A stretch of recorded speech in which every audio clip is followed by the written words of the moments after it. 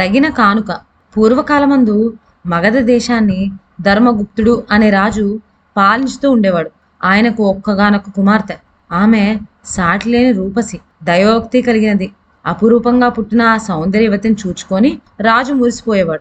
నా ముద్దు బిడ్డ ఇందువదనను ఎప్పటికైనా దైవభక్తి గల ఒక మహారాజుకిచ్చి పెళ్లి చేస్తాను అంటూ ప్రతిజ్ఞ పూనాడు. ఇందువదన పెరిగి పెద్దయింది. దేశ దేశాల నుంచి ఎందరెందరో శ్రీమంతులు పిల్లను చూడవచ్చారు. కానైతే తను అనుకున్న సుగుణాలన్నీ ఒక్కరిలోనూ కనపడకపోవటం చేత ధర్మగుప్తునికి ఎవ్వరూ నచ్చలేదు. కనుక ఆ వచ్చిన వాళ్ళు వచ్చిన దారినే మరలిపోయేవారు. ఇందువదన విరక్తి భావంతో ఒక రోజున గదిలో కూర్చొని ఆలోచింపసాగింది. జీవితం అంటే ఇదేనా? తిండి నిద్ర తప్ప మరేమీ వ్యాపకం లేదా? నేను ఒంటిపాటుగా బ్రతకవలసిందేనా అని అలా విచారిస్తూ ఉండగా కోటలో ఏదో సందడి వినిపించింది. అది విని, ఏమిటా సందడి? నా జీవితంలో ఒక గొప్ప మార్పు రాబోతుందని మనసు మరీ మరీ చెప్తున్నదే. ఈ సందడి అటువంటి మార్పునకు సంబంధించిందే అయి ఉంటుంది అని అనుకున్నది. అంతలోనే చెలికత్తెలు ఉరుకులు వేసుకుంటూ వచ్చి ఇందువదను చుట్టేసి కొత్తగా చూడవచ్చిన కళింగ రాజకుమారుని గురించి ఊసులాడజొచ్చారు. వారు ఊసులాడుకుంటుండగానే మంత్రి వచ్చి ఆమెను రాజు వద్దకు తీసుకుపోయాడు. ధర్మగుప్తుడు ఆమెను చేరదీసుకొని, అమ్మా, మన అదృష్టం ఫలించి ఈనాటికి నీకు తగిన సంబంధం వచ్చింది అంటూ కళింగ రాజకుమారుని గురించి వివరాలన్నీ ఆమెకు తెలియజెప్పాడు. తండ్రి చెప్పినదంతా శ్రద్ధగా విన్న తర్వాత ఇందువదన, నాన్నగారు, మీరు చెప్పిన ఐశ్వర్యములన్నిటికంటే నాకు నా దేవిని సంతోషపెట్టడమే ఎక్కువ. కళింగ రాజకుమారులు నా దేవికి తగిన కానుకను ఇయ్యగలరా అని అడిగింది. తప్పకుండా ఇస్తాడమ్మా. చిన్ననాటి నుంచి అతన్ని నేను ఎరుగుదును. నీలాగనే దైవ పూజ అంటే ఆసక్తి గలవాడు. కనుకనే ఈ సంబంధానికి ఒప్పుకొన బుద్ధి పుట్టింది నాకు అని తండ్రి చెప్పేసరికి ఇందువదన ఆనందంతో సమ్మతించింది. మరికొద్ది రోజులకే మంచి ముహూర్తాన ఇందువదనను కళింగ రాజకుమారుడైన కృపావర్మకు ఇచ్చి వివాహం చేశారు. ఆమె అత్తవారింటికి బయలుదేరి వెళ్లే రోజున తన దేవి ఆలయానికి వెళ్లి భక్తితో పూజించి, కళింగ రాజ్యం అంతటిలో దొరికే విలువైన వస్తువు నీకు కానుగ్గా సమర్పించుకుంటాను తల్లి అని మొక్కింది. ఇందువదన కృపావర్మ చిలకా గోరింకల వలె అన్యోన్యంగా ఉండేవారు. ఆమె ఏమి కోరినప్పటికీ తలుచుకున్నంతనే సమకూర్చేవాడు కృపావర్మ. ఆమె సంతోషమే తన సంతోషంగా ఎంచి ఇందువదనను అపురూపంగా చూచుకుంటున్నాడు. ఇంత చేసినా ఆమె ఏదో ఒక విధమైన బెంగతో ఉన్నట్లు కనపడేది. ఆమెలోని వైరాగ్యభావం కనిపెట్టిన కృపావర్మ ఒక రోజున ఆమెను బుజ్జగించి ఈ విచారానికి కారణం ఏమిటని అడిగేటప్పటికీ తను దేవికి చేసిన వాగ్దానం గురించి వెల్లడించింది. ఈ పాటి దానికి ఇంత బెంగ ఎందుకు? మన రాజ్యంలో కల్లా విలువైన వస్తువులు తెప్పించుతాను. అందులో నీకు నచ్చింది తీసుకొని దేవికి సమర్పించవచ్చు.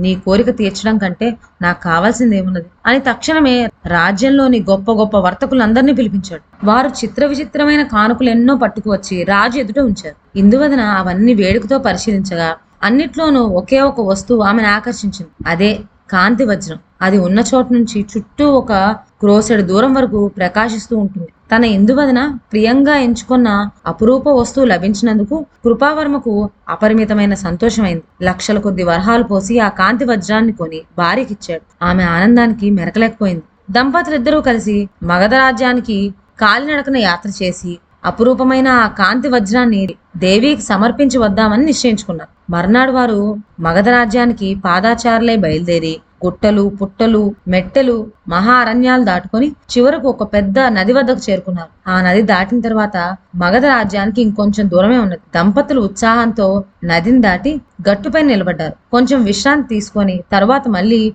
కాలు సాగించుకుందామని అనుకుంటుండగా కాంతి వజ్రం యొక్క కిరణాలు ప్రకాశించడం కనబడలేదు. ఇదేమిటి విడ్డూరం? నేను స్వయంగా చేతితో జాగ్రత్తగా పట్టుకొని ఉంటేనే వజ్రం ఏమైంది అంటూ కృపావర్మ కంగారు పడ్డాడు. ఇందువదనకు తత్తరపాటు కలిగింది. బహుశా అది ఏట్లో జారిపోయి ఉంటుందని తలచి దాన్ని వెతికి తీసుకురాగలిగిన వాళ్లకు ఏమి కోరుకుంటే అది ఇస్తాము అని కృపావర్మ అక్కడి బెస్త వాళ్ళతో అన్నాడు. యువకులందరూ మా వల్ల కాదంటే మా వల్ల కాదని తప్పుకొని పోయారు. కానీ ఒక ముసలివాడు మాత్రం వారి ఎదుటకు వచ్చి, స్వామి, నాకొక్కటే కోరికున్నది. అది నెరవేరిస్తే ప్రాణానికైనా తెగించి మీరు కోరిన కాంతి వజ్రం పట్టి తెస్తాను అన్నాడు. అది ఏమిటని కృపావర్మ అడిగితే, నాకు ఒకే ఒక్క కుమారుడున్నాడు. వాడికి మర్యాద గల జీవనోపాధి కల్పించాలి అన్నాడు. తప్పక అలాగే చేస్తా అని కృపావర్మ వాగ్దానం చేసేసరికి ముసలివాడు బుడుంగున ఏటి అడుగున కంటా మునిగిపోయి అనేకమైన జలచరాలతోనూ క్రూర సర్పాలతోనూ పోట్లాడి జయించి చివరకు ఒక బ్రహ్మాండమైన చేపను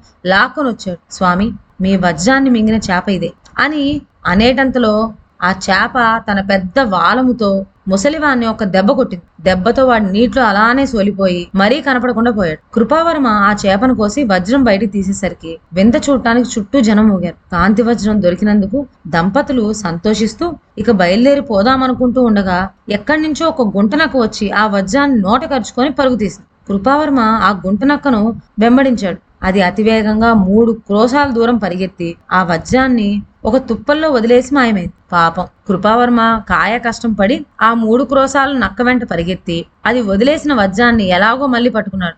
దంపతులు అలసట తీర్చుకుందామని ఒక చెట్టు కింద నడుము వాల్చి ఊసులు చెప్పుకుంటూ ఉన్నారు. దేవి దర్శనం చేసుకొని అపూర్వమైన ఆ కాంతి వజ్రం సమర్పించుకుందామని ఇందువదన ఎంతో ఆతృత పడుతూ ఉంటే తలవని తలంపుగా ఇటువంటి ఆటంకాలు కలిగి ఆలస్యమైపోతున్నదనే ఆమె కించపడజొచ్చింది. వారు ఇలా ప్రసంగించుకుంటూ ఉండగా కృపావర్మ ఎంతో భద్రంగా తల క్రింద పెట్టుకుని ఉన్న కాంతి వజ్రాన్ని ఒక గరుడ పక్షి వచ్చి తనుకుపోయింది. అదేం చిత్రమో కాని ఆ గరుడ పక్షి తన దారిన తను ఎగిరిపోక వారికి అందుబాటులో ఉండి చుట్టూ తిరగసాగింది. ఇది చూచి ఇందువదన పక్షి పట్టుకుపోయిన వస్తువు ఇంకా దొరికేదేమిటి, అది కేవలం అసాధ్యం అనుకొని నిస్పృహ చెందింది.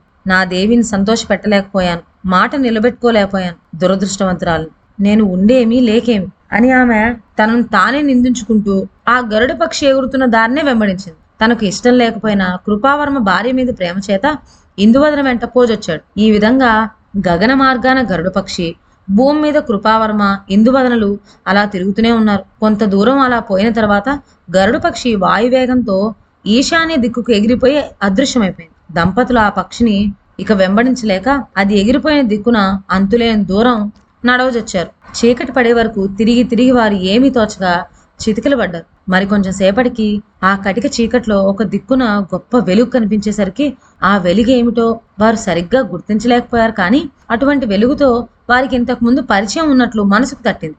ఈ విడ్డూరం ఏమిటో చూసి తెలుసుకోవాలనే కుతూహలంతో లేని బలం తెచ్చిపెట్టుకొని ఆ వెలుగు కనపడే దిక్కుకు కాలు సాగించారు. ఎలా అయితేనే ఆ స్థలం చేరుకోక అది ఒక దేవాలయంలో వెలుగుతూ ఉన్న జ్యోతిలా కనపడింది. తీరా లోపలికి వెళ్లి చూచేసరికి వారి ఆశ్చర్యానికి అంతులేకపోయింది. అది ఇందువదనకు ఇష్టదేవమైన దేవి ఆలయం.